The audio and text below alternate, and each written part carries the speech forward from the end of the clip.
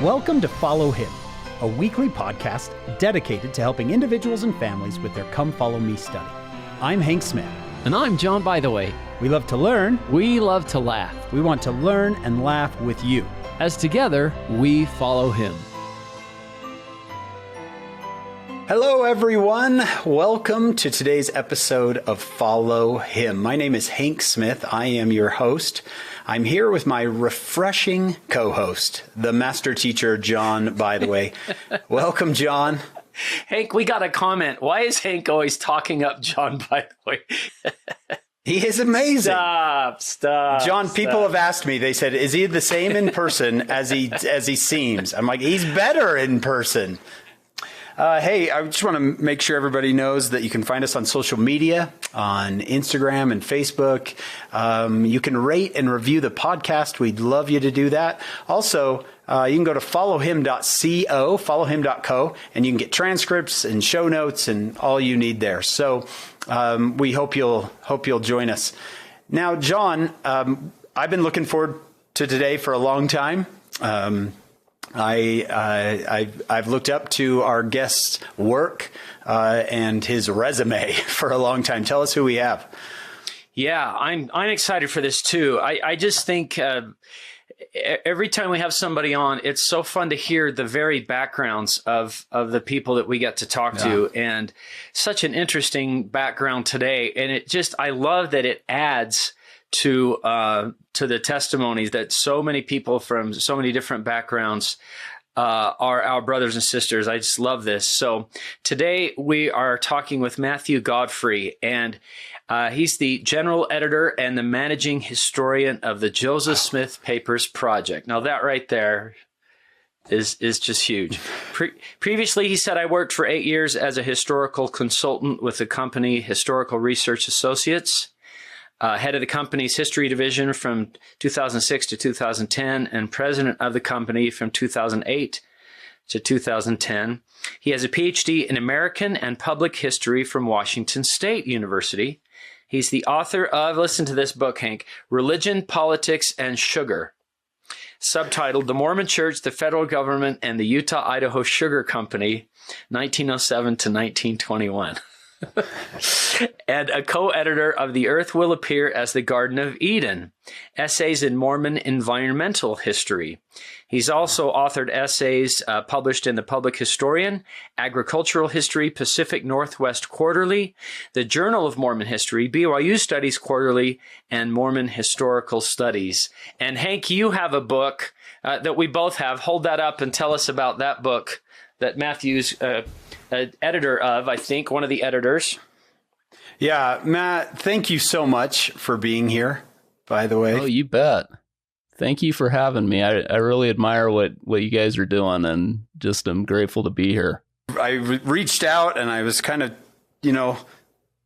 crossing my fingers saying, come on, say yes. And you were so kind to say yes, because we know you're very busy. Now, the book that John was talking about is this book, No Brother Joseph.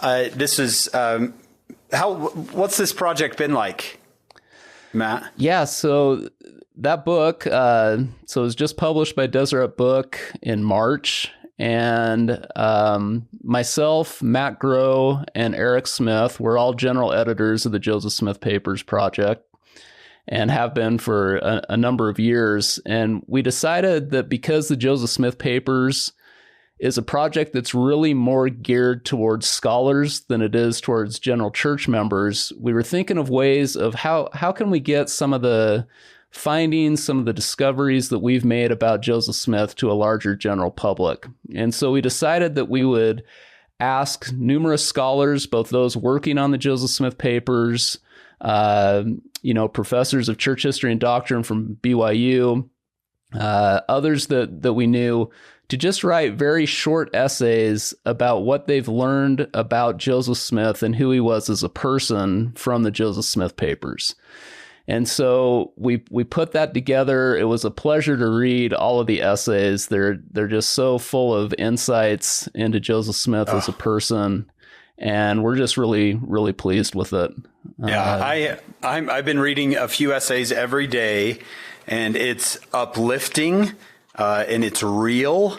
It's just been. This is turning into one of my favorites. This is where I personally like to get my history. I like to get it from historians. And some people might say that, well, a historian is not necessarily, something that you have to rely on in getting your history. We have plenty of what I would call, and I got this from Dr. Dirkmaat, we have plenty of what he calls pseudo-historians online, pseudo-scholars online. What would you say to someone who says, no, I get my history online, versus I get my history from published historians? Sure, yeah. I mean, there are some good things that you can get online, but I think when you're studying church history, when you're studying any aspect of history, really, there are people who have been trained to be historians, just like you have people that have trained to be doctors, you have people who have trained to be attorneys. Right. As much as I love my brother who was in the church education system for a number of years, if I was getting sued over something, I would go to my brother who's an attorney and not to my brother who's a seminary teacher. Because right. My brother who's an attorney has had, the background and the training in that. And I think the same can be said for historians. When you go through the graduate program in history, master's degrees and PhDs in history, you get exposed to what the historical method is, how to try to write history objectively, to be aware of biases, both your own biases, the biases in your sources. You're able to better kind of see that there are always two sides to every story. There's not just one side. And so it's just a way, I think, that historians are able to look at sources, to be able to put those together, to make an argument that I definitely, think it is more beneficial to really read from those who have had the training. Amen. I think that there are, as Matt just alluded to, there's rules of scholarship, there's tools that scholars use, there's going to primary sources. And I think as we all become more critical and when we read, we hear facts and then we hear conclusions based on the facts. And I'm grateful when I pick up a book like this, No Brother Joseph, that I can trust these scholars to use those tools and rules of scholarship. And that makes me go, okay, this is a trustworthy source. There's the good, there's the bad. We know these weren't perfect people, but I can trust this, and that makes such a difference. And Matt, you didn't come on here to sell books, and I didn't even tell you I was going to do this, but the book is No Brother Joseph. Yeah. And I'm telling anyone who's listening, if you truly want to know who Joseph Smith is, unless you have certain conclusions you want about him, right? This is who he is. This book is who he is, who he was. We're so glad to have you, Matt, and thank you for that contribution you've made to the whole church. Well, thank you. I appreciate that, and I hope people will get a good depiction of who Joseph was. Not just that he was a prophet, but that he was a real human being too. That he went through challenges and difficulties, and trying to be a father and trying to be a husband, and he's doing all this while he's trying to restore the church, and it's just pretty amazing when you look at it. Yeah. There was one about the loneliness of Joseph Smith. I can't remember who that one was by, but man, that specific essay, and there's I don't know how many essays. There's a lot. And Hank, we should mention, Hank, how many of the people that we've had on the podcast are contributors to this. Stephen Harper and Tony Sweat and Garrett Dirkmaat. Janice Johnson, Jenny Reeder. So good. Anyway, should we get into our lesson? This week we're studying sections 81, 82, and 83. Matt, let's go back as far as you want and help give some context. Let's give the history that our listeners need to know before studying these sections. The thing that I think is interesting with these sections is you were mentioning it's not like they're very long. They're 3 relatively short sections in the Doctrine and Covenants, but the historical context for these sections are very important and are very detailed too. So there's actually quite a bit to talk about so that people can better understand what's going on in these sections. So 2 of these sections especially deal with consecration and with the saints trying to practice the law of consecration, which of course was given to them in February of 1831 in what is section 42 of the Doctrine and Covenants. And the sections also deal with building up the city of Zion. And those 2 things, the law of consecration, building up the city of Zion, how the saints are going to do that. But the Lord also, in section 57 in the Doctrine and Covenants, has told William W. Phelps that he needs to plant himself in Missouri and be a printer to the church. And he tells Sidney Gilbert that he is both to be an agent of Edward Partridge, so help him buy land, as well as he's supposed to establish a store in Independence. And so with those 2 things, the printing endeavor that's supposed to be going on in Independence, the store that they're supposed to establish there, the saints start to wonder about, okay, how are we going to finance this? Joseph Smith and some other elders meet in November of 1831. They decide they want to print a compilation of Joseph Smith's revelations, which will become known as the Book of Commandments. That's to be printed out of Missouri. Yeah. And once they figure out how much money it actually costs to buy enough paper to print 10,000 copies, they decide, yeah, let's cut that back a little bit. We're only going to print 3,000 copies. So you have that going on as well, that they're trying to print this compilation of Joseph Smith's revelations. So again, the question comes up, how are we going to fund all of this? And so these 3 sections also deal with kind of the temporal aspects of the church. How do you get enough money to be able to do the things that the Lord has told you that he wants you to do? So in November of 1831, as Joseph Smith and others are talking about what they need to do to publish the revelations, the Lord gives another revelation to Joseph Smith where he appoints 6 men to be what he calls the stewards over the revelations. And those 6 men are Joseph Smith, Sidney Rigdon, Oliver Cowdery, John Whitmer, William W. Phelps, and Martin Harris. And so they're appointed to be the stewards over the revelations. What this means is that they're the ones that have oversight over the publication of the Book of Commandments. And they soon become known as the literary firm. That's kind of the title that's given to this organization of these 6 men who are supposed to oversee this publication. So you have this literary firm that's established to do that. But then again, you still have this store in Missouri that they're trying to buy goods for. You have Newell K. Whitney, who is a store owner in Kirtland, and he's called to be a bishop in the church in December of 1831, and he's told that his store should serve as a storehouse for the church as well. Just like the store that Sidney Gilbert's supposed to build in Independence will be a storehouse, so too Newell K. Whitney's store is supposed to be a storehouse. And so there's these questions of, okay, how do we organize this? Like, how do we manage these different temporal ventures that are going on? And so in section 82 of the Doctrine and Covenants, we see the Lord giving instructions about how he wants these different things to be managed. Now, this begins section 78, which you've talked about previously. In that section, Joseph Smith, Sidney Rigdon, and Newell K. Whitney are told to go to Zion and to sit in council with the saints and to establish a firm while they are there. And so Joseph and Sidney and Newell K. Whitney travel to Missouri in the spring of 1832. They hold a council of high priests and elders on April 26th and April 27th of 1832.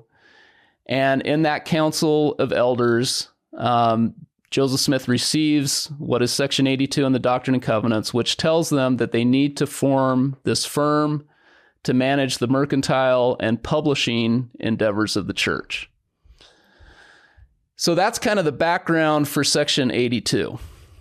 One of the things that you need to keep in mind, and this is another kind of theme that comes up with these three sections, is that the background that I just laid out for section 82, if you read section 82, as it currently is in our Doctrine and Covenants, you're going to say, what in the world is he talking about? There's nothing in there about a firm. There's nothing in there about publishing and mercantile endeavors.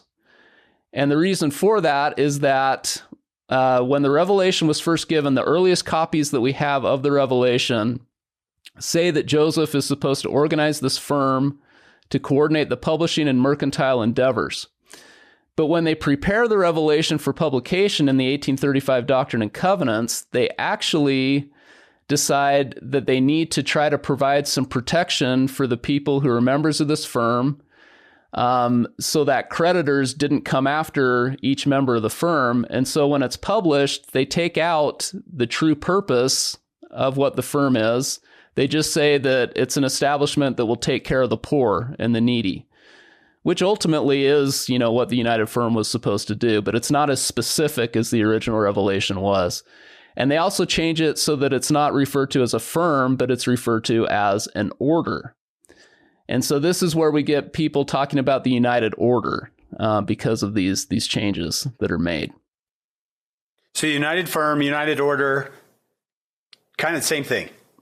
Same thing. But it is important to note, too, that when we think of United Order today, we oftentimes think of what Brigham Young instituted in the Great Basin after the saints moved there. And that's not the same as this United Firm that's established in Section 82. The United Firm was an organization of 9 church leaders who each had their different stewardships over either the mercantile or publishing endeavors of the church, and they were supposed to work together to manage those things. And there's some things going on. If Joseph Smith doesn't have enough going on, he's got Ezra Booth to deal with, and what's happening there, right? Yeah, he's got Ezra Booth to deal with. So Ezra Booth, I think, as you've talked about before, a member of the church for several months, had been a Methodist minister, converted when he saw Joseph heal Elsa Johnson's arm. He's one of the ones that's commanded to travel to Missouri in the summer of 1831. He's told that in Section 52. And he's just kind of a malcontent the whole time that he's traveling. He gets mad because Joseph and Sidney ride part of the way in a carriage, but yet he has to walk. And why should I have to walk if they get to ride in a carriage? And he gets to Independence and he looks around and he says, this is like this rough frontier community. This is where we're supposed to build Zion. This doesn't seem like a place where Zion's going to flourish. So he gets upset about that. And so when he gets back from Missouri, he decides that Joseph Smith isn't a true prophet, that the church isn't for him. He leaves and he begins publishing a series of letters in the Ohio Star that are highly critical of Joseph Smith, that disparage and mock the church, because Ezra's intent is to try to drive people away from the church. And so these letters are published in the Ohio Star. And so the Lord tells Joseph and Sidney Rigdon in January of 1832 that they need to do some damage control with this. They need to go out and try to refute some of the things that Ezra Booth's saying. So you have that going on. You have Joseph and Sidney working on the translation of the Bible. They're in Hyrum, Ohio, at John Johnson's home. And they're going through the Bible, asking questions, getting revelations based on those questions, making changes based off of inspiration. And, that leads to some great sections in the Doctrine and Covenants, like section 76, that come because of their work on this. But the funny thing is, we look at what Joseph and Sidney are doing on the Joseph Smith translation. We look at section 76 and we think, boy, where would we be without this work? Joseph's just pouring out all of this new light and knowledge that the Lord's giving him about the Bible, about the afterlife.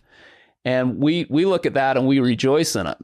But there were some people in Hyrum who looked at some of the things that Joseph was revealing, including Section 76, and they thought it was blasphemous. They thought that, who is this, young kid who's proclaiming that he knows what's going on after this life? And so there begins to be some opposition to Joseph that comes about in Hyrum. And so in March of 1832, so just about a little over a month after Joseph and Sidney see the vision of the celestial, terrestrial, and telestial kingdoms, a mob attacks Joseph and Sidney. As I mentioned, Joseph's staying in the John Johnson home with Emma. He's there with his daughter Julia and his son Joseph. They're twins, so they're both about 11 months old. Joseph Murdoch, the baby, has the measles at the time. And so he's, up in the night. Anyone who's had a baby who's sick, what nights are like. They're just awful. And so Emma's been up with the baby. Joseph's been up with the baby. And in the middle of the night, this mob bursts into the house. They kick the door in and they grab Joseph. They drag him out of the house. They take him to a field. They try to force poison into his mouth. They beat him. They ultimately tar and feather him, which was a way back in this time that was just kind of a way to humiliate someone, to try to show people that this person's not a valued member of society.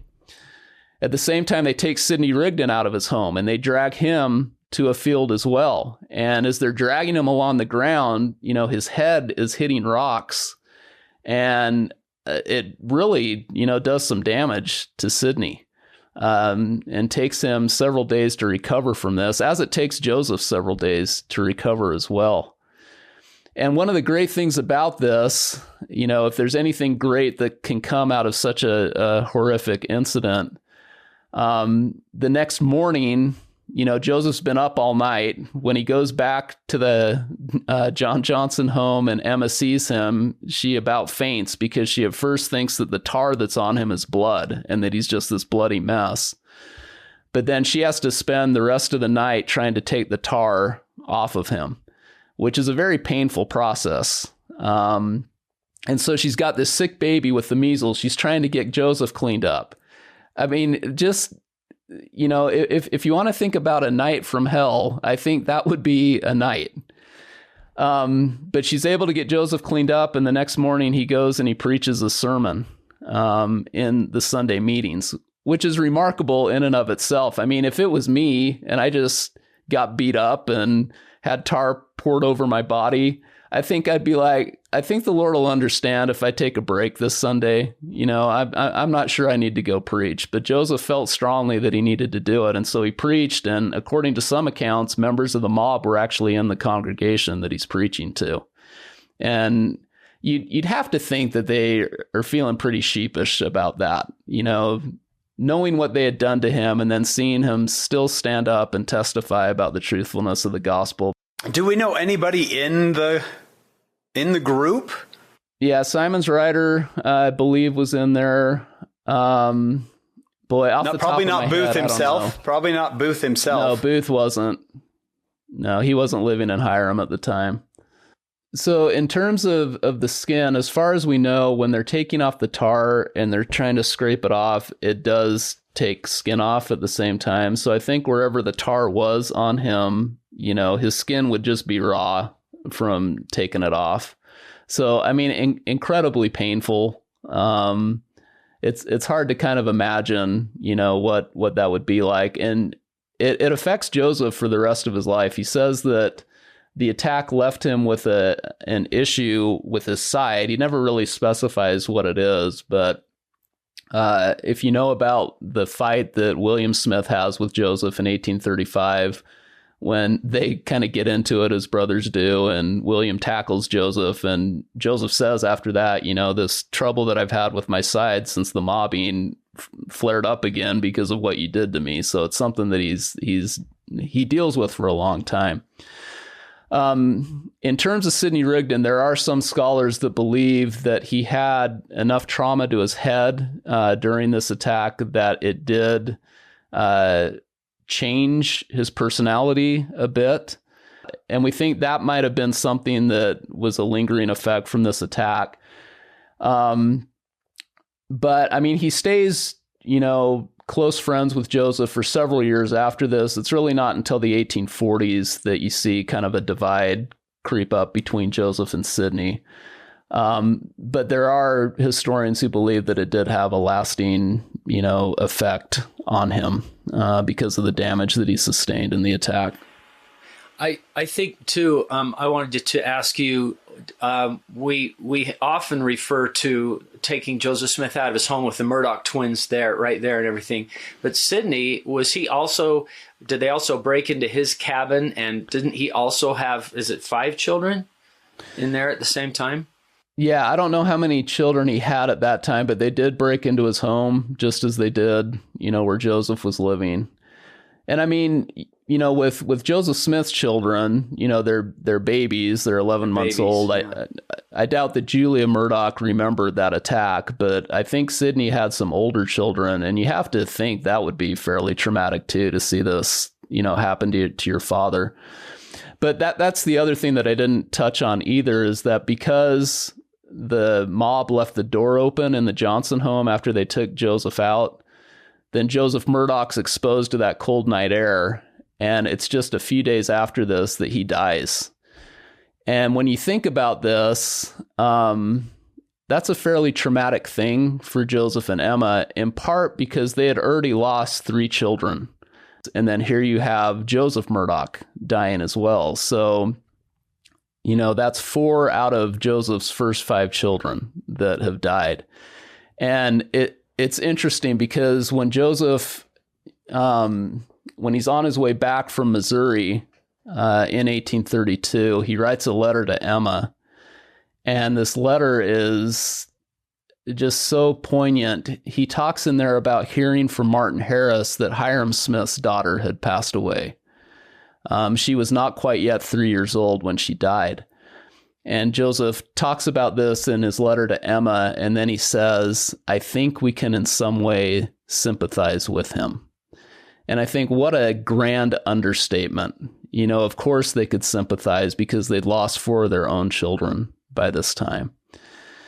So, when you're talking about everything that's going on in Joseph's life, it's not just the Bible translation. It's not just trying to build up Zion. It's not just getting these revelations. It's trying to deal with opposition. It's trying to deal with the deaths of his children. All of this is going on in the spring of 1832 when these revelations are given. And it's just astounding to me that Joseph can carry on and do something like establish the United Firm, this like temporal thing, when he has all of this personal turmoil that's going on at the same time. And he's young. He's 26 or 27 years old. 26. I mean, I can see someone mature saying, "Oh, we've got to keep going." I was 27. I'm out. Yeah, you're thinking Hank, if he was deceiving the people, if that's what was wouldn't you at this point say, this is not worth it? Forget it. Never mind. No. Yeah, it's a testimony to what he believed. And it's, I don't want to say this wrong. It's amazing to me that the Lord is like, yeah, we got to keep going. Here we go. We got to keep going. Anyway, it makes me appreciate these sections so much more when you just realize the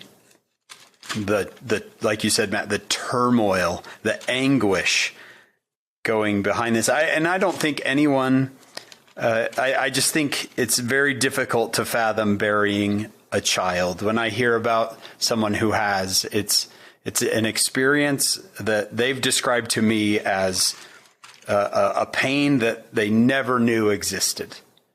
And to have buried 4 of 5 children by this time in your life, I can't, my mind can't comprehend it.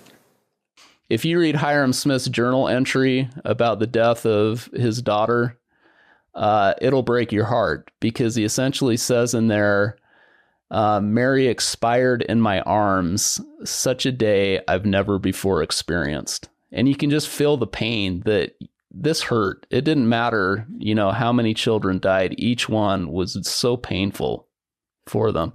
And I have to say, in this too, it's important to remember that Emma's going through all of this at the same time as Joseph is. And what strength she must have had, because a week after this mobbing happens, Joseph and Sidney and Newell K. Whitney leave for Missouri.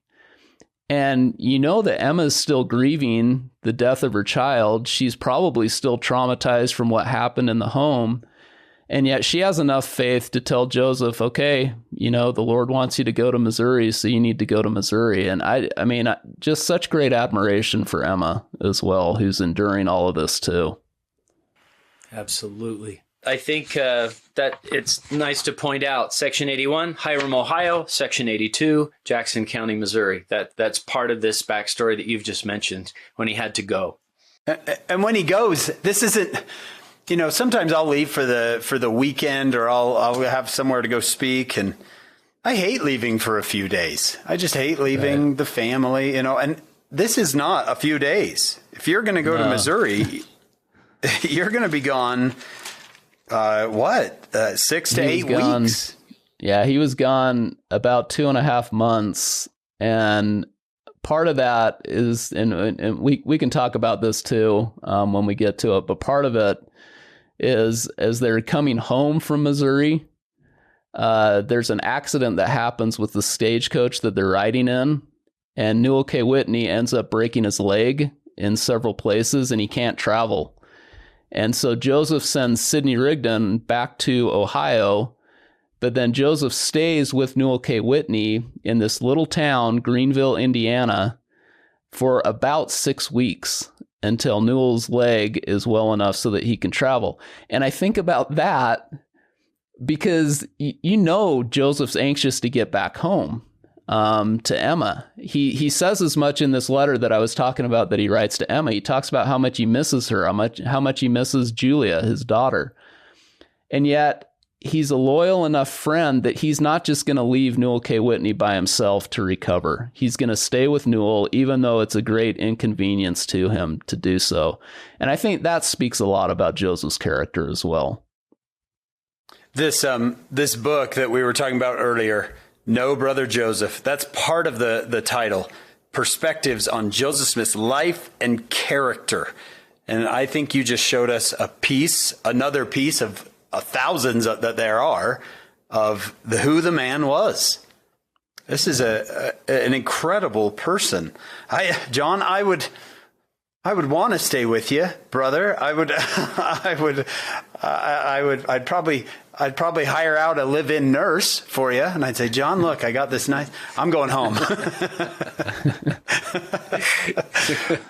Yeah, I wouldn't. I might not expect you to, but at least you could call. I mean, I don't know what the post office was like back then, but how could Joseph communicate with Emma and even let her know that I got to stay with Newell? His leg is broken. I mean, all of those things make everything take longer and be more difficult, Yeah. Yep. But thanks, Hank. I appreciate that. If I break my leg, I'll call you. Yeah, don't ask me. I'll text you. Well, this is great to get some backdrop. It's really helpful. And why don't we let's take a look at some of the verses of Section 81, Matt. And what would you like us to see here? Well, I think the first thing that is important with this section is the section heading says, the revelation as it stands in our Doctrine and Covenants today says that it's to Frederick G. Williams. But when the revelation was first given, it was actually given to a man named Jesse Gause, who is probably not familiar to most Latter-day Saints, I don't think. And so I think it's important to know a little bit about who Jesse was and why this revelation was given. So Jesse was a relatively recent new convert. And I say relatively because at this point in 1832, basically Everybody's anyone's a new convert to the church, you know. But he had been baptized probably towards the end of 1831 or the first of 1832. He had been involved with several different religious traditions up to this point. He had been a member of the Society of Friends, what we would call the Quakers, for a period of time. He had family who were members of the Shaker religion. And so Jesse had actually joined the Shakers as well in Ohio. But he joins the church, again, like I said, late 1831, early 1832. And we don't really know a whole lot about his relationship with Joseph Smith, but evidently Joseph considered Jesse to be kind of a rising star. There was something about Jesse that appealed to Joseph. And so in March of 1832, Joseph calls Jesse as well as Sidney Rigdon to be counselors to him. And when they're established as counselors, this forms what is called at the time the presidency of the high priesthood, which is kind of the forerunner to what we would call the first presidency today. And so this presidency of the high priesthood comes about, you know, if you're thinking about the organization of the church, you know that Joseph Smith was appointed to be the first elder of the church. Oliver Cowdery was appointed to be the second elder when the church was organized. And then there were other individuals that were appointed to various priesthood offices, you know, elder, priest, teacher, deacon. And in November of 1831, Joseph gets a revelation, and this revelation is part of what is Section 107 today. And in this revelation, he's told by the Lord that he needs to establish a president over the different priesthood offices. And the Lord says in this revelation that there needs to be a president over the high priesthood as well, or over the high priests. But this isn't just any, you know, kind of president calling as we would think of a president of a quorum today, because the revelation also says that the president of the high priesthood would be a prophet, a seer, a revelator, would be like unto Moses. And so you can tell that this is a, you know, pretty substantial thing. And so in January of 1832, at a conference that's held of the church in Amherst, Ohio, Joseph is appointed to be the president of the high priesthood, to have this calling. And so then just a few weeks later, he appoints Jesse Gause and Sidney Rigdon to be his counselors to him. So Jesse is one of Joseph's counselors, and this revelation comes in March of 1832 at a time when Jesse's also serving as a scribe for Joseph. He's helping out a little bit, we think, with the translation of the Bible endeavor. So he's been helping Joseph out, and then he receives this revelation, section 81, that kind of talks about what the duties of a counselor are. Now, the reason why our version of the revelation today doesn't have Jesse's name in there is because we don't know everything that happened with Jesse. We know that he went with Joseph Smith to Missouri on this trip that we've been talking about in the spring of 1832. We know he went on a mission with Zebedee Coltrane in August of 1832. And then the very next time that he appears in the historical record is in Joseph Smith's journal for December of 1832, where it just says that Brother Jesse was excommunicated. And we don't know what happened. There's nothing that says what Jesse did. We don't know if maybe he just fell away. Maybe he went back to the Shakers. We just don't have any good information about that. But because he's excommunicated, this leaves Joseph without a counselor. And so in January of 1833, Frederick G. Williams is appointed to be a counselor to Joseph.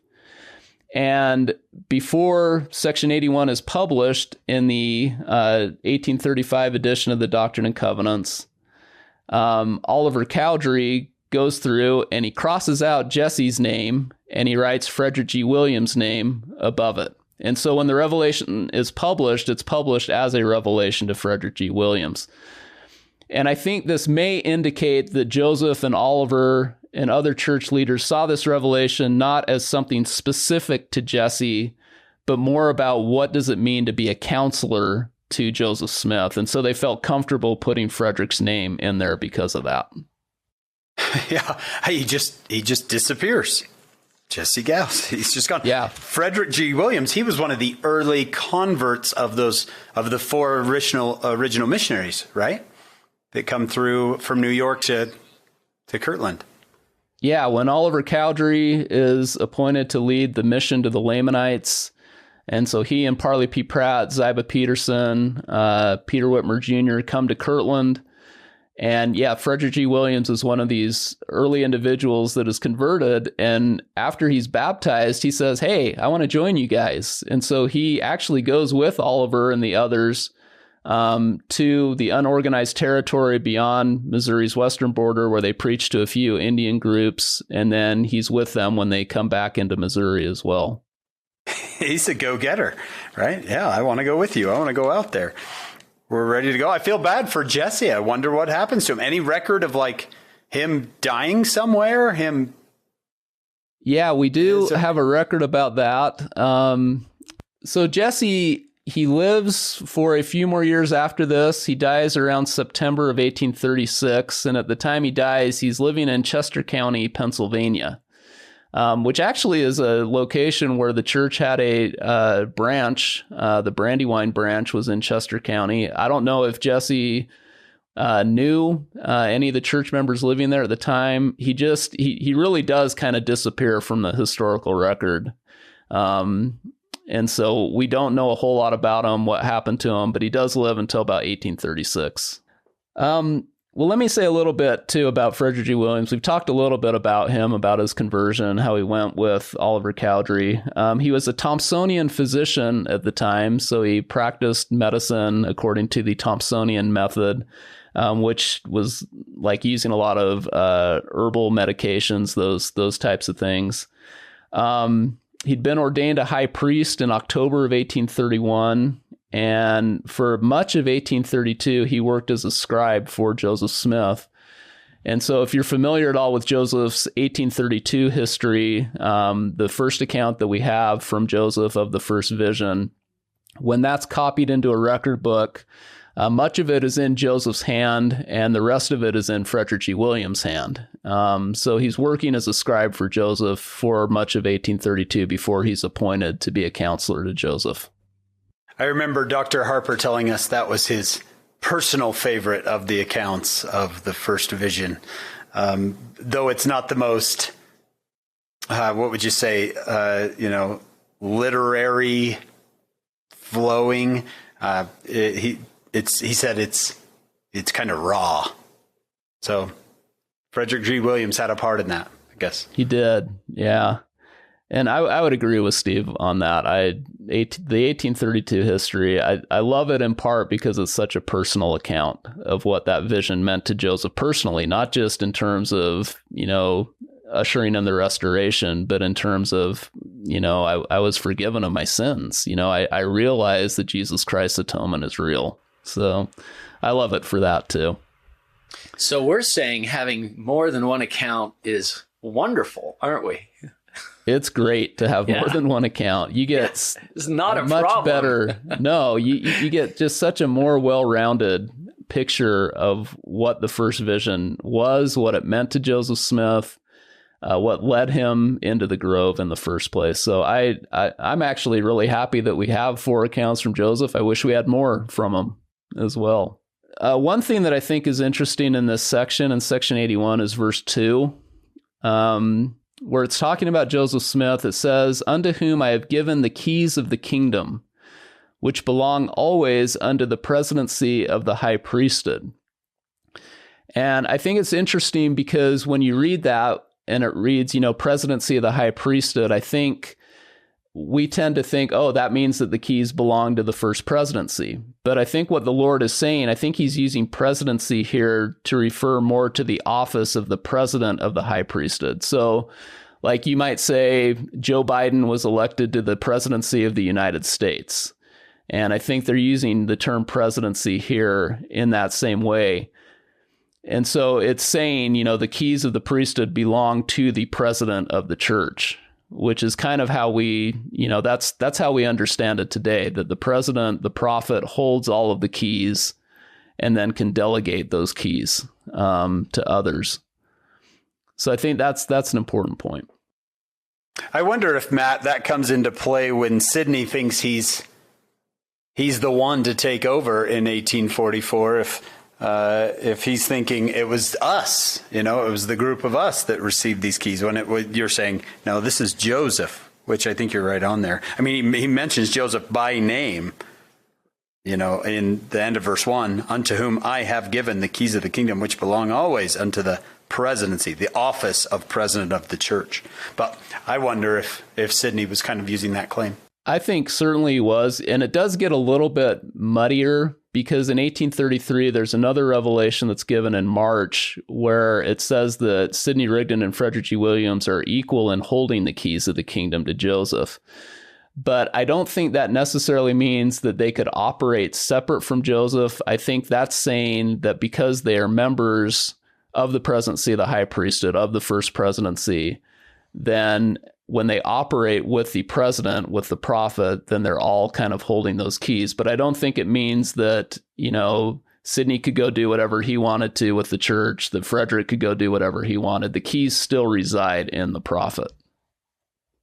I also really like verse 3 and 4, because I think this teaches us a lot about callings and about the blessings we can receive from callings and about the blessings that other people can receive when we do our callings. Because essentially, he's telling Frederick G. Williams and Jesse Gause here in this verse, he's saying, this is what you're appointed to do. I want you, to pray vocally in public and private. I want you to proclaim the gospel. And then in verse 4, it says, and in doing these things, thou wilt do the greatest good unto thy fellow beings, and wilt promote the glory of him who is your Lord. And I think, for me, as I've looked at callings that I've had in the church, when I've fulfilled those in a way that I think is pleasing to the Lord, it's funny, because right now I'm serving in a bishopric of a YSA ward, and I'll be perfectly honest, I'm an introverted person. I'm definitely not an extrovert. It's hard for me at times to get to know people.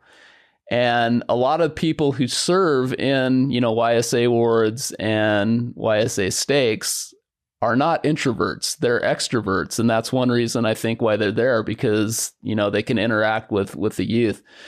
And just to be honest, I've had kind of a tough time over the last few months being in this calling where I think, am I good enough to do this? Am I adequate enough? Am I really serving the YSAs in the way that I could be? And, I've talked about that with my wife a lot, and she just says, just be who you are.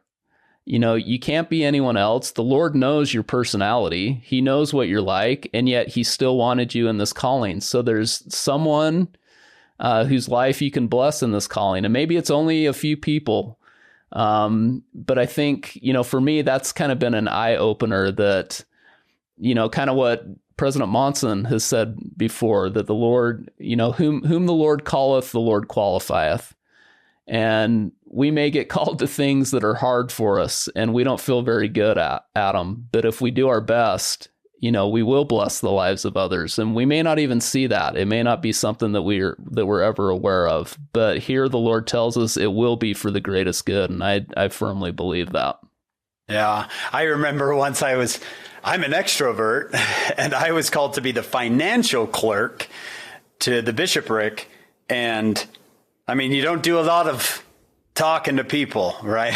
I mean, it was mostly, and this was back in the day before, you could pay your tithing and fast offerings online. So it was a lot of sitting there, by myself or with another clerk or a member of the bishopric and just counting and enveloping and things. And I thought I want to teach. I want to be let me be out there with people. But I learned so much. I learned about church administration.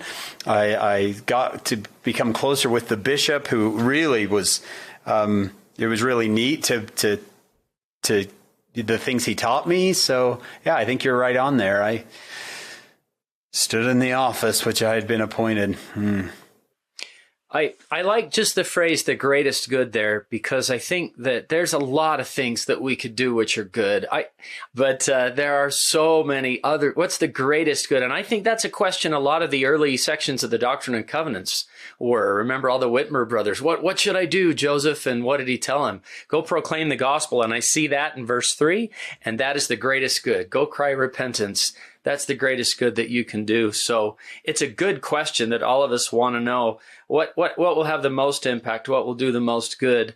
And then to take the Lord's direction on that and to believe him is the part where, even if you're feeling like, why am I in this calling? Well, this is because this is what I was called to do. And for now, this is what the Lord wants me to do. This is the greatest good. I like that.